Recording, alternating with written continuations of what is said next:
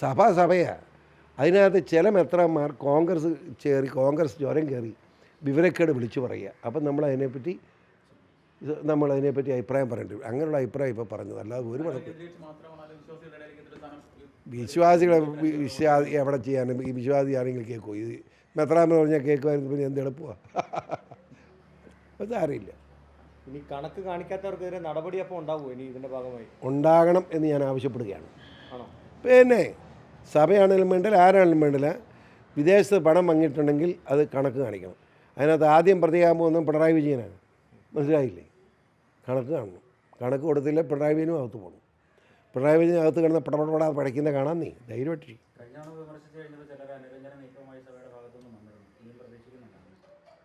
എനിക്ക് അനുരഞ്ജനമൊന്നുമില്ല.